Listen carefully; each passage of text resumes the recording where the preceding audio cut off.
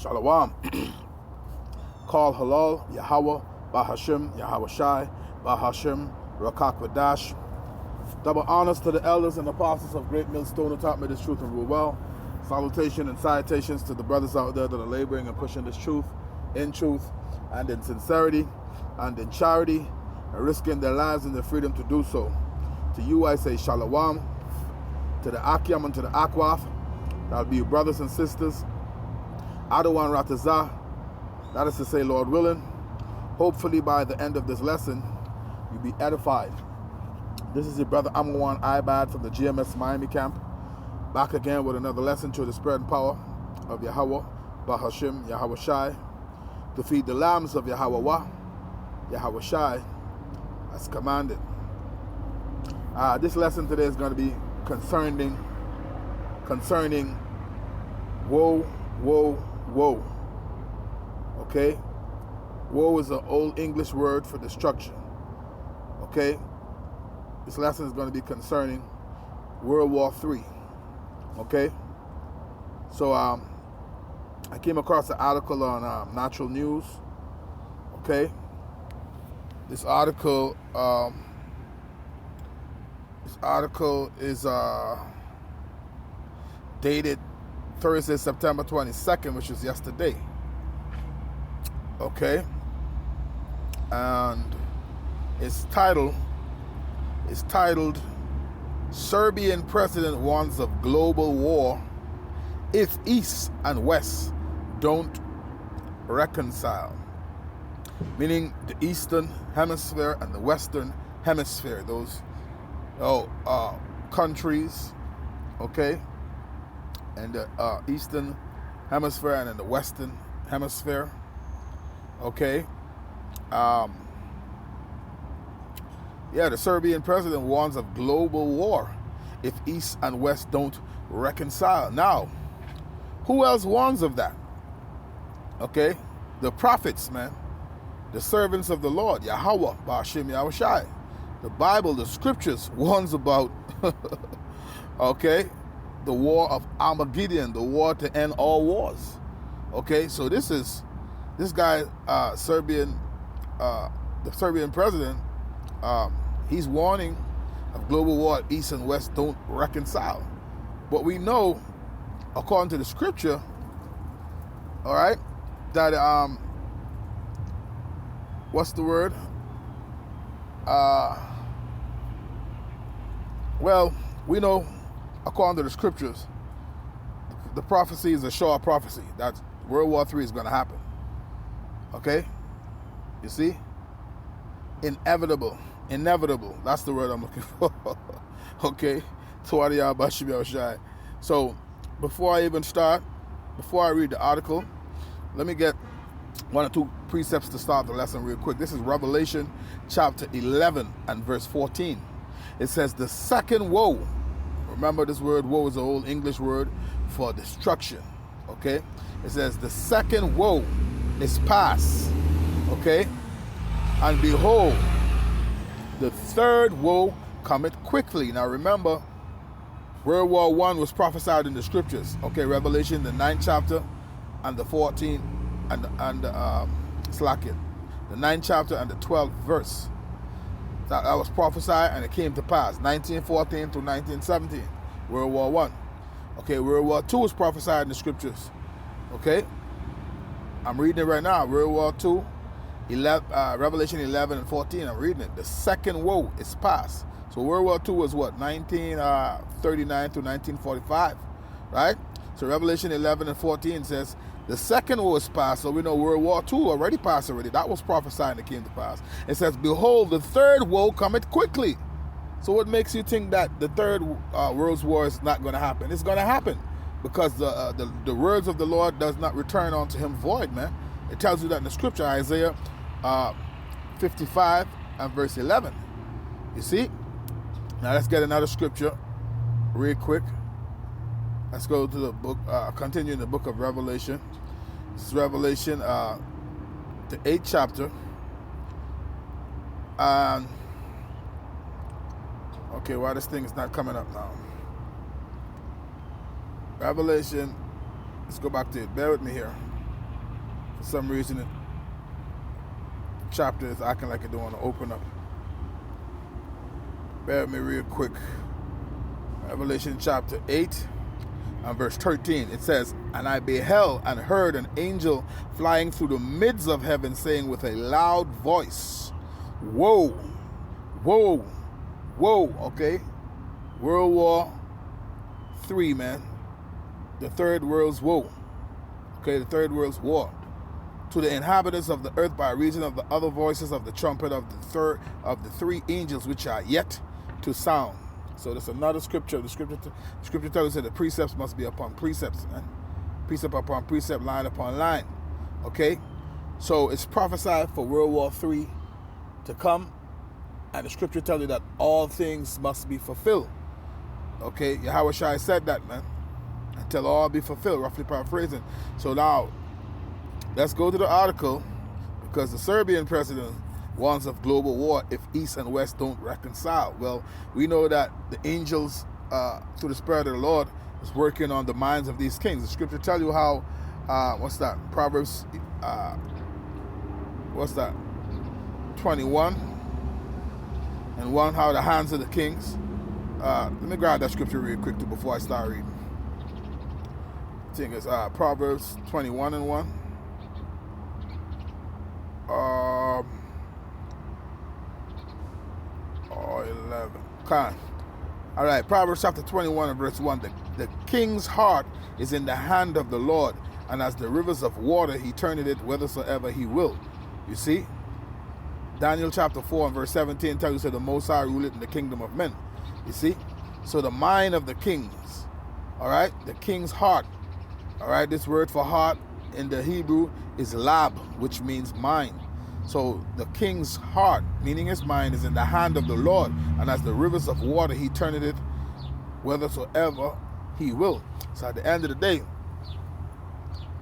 the Lord's will is going to be done. So we know World War III is going to happen. Now let's go back to the article, and let me put a quick disclaimer out there. I don't own this article nor have the rights to this article. This is just for educational purposes. This is not for monetary gain. So my disclaimer would be the Copyright Act of 1976, the Fair Use Act, which gives way for commentary and criticism and things of that nature. So let's get into the article. It says, once again, this is from Natural News. Okay, dated Thursday, September 22nd, 2022. It says, Serbian president warns of global war if East and West don't reconcile. Right? Reading on, it says, Natural News. Serbian President Aleksandar Vučić warned that the world is the closest it has been to a global war since 1945, which was World War II, the ending of World War II. It says, Vučić made his case to prevent a global war during the first day of the United Nations General Assembly, UNGA, session in New York. Okay, it says, related, Russia appears ready to strike the U.S. with nuclear weapons. It says, reading on, it says, you see a crisis in every part of the world, said Vučić. Nothing that the UN Secretary General Antonio Guterres himself made gloomy predictions during his keynote speech at the UNGA. I think realistic prediction ought to be even darker, said Vučić. Our position is even worse. Right? It says our position is even worse since the UN has been weakened and the great powers have taken over practically destroyed the UN order over the past several decades. It says Vučić further warned that small countries like Serbia can't expect any good news going forward if this slow descent into global war. Slovakia. It says Vučić further warned that small countries like Serbia can't expect any good news going forward if this slow descent into global war isn't stopped. Right? So remember, we tell you, the scriptures say the heart of the king is in the hand of the Lord, man. He turned it whithersoever he will. It's not going to stop because it's going to happen. Okay? Just a matter of time. It says, for all of us small countries who are only want to be secure and provide safety to our citizens, there is no good or easy news. He said, I expect everything going forward to involve more complicated relations between the West and Russia, but also between, and you know, Russia is mobilizing right now. They're mobilizing the citizenry to send more troops, man, into Ukraine. It says, but also between the West and China. It says Serbia being used as a battleground in proxy war between East and West. All right?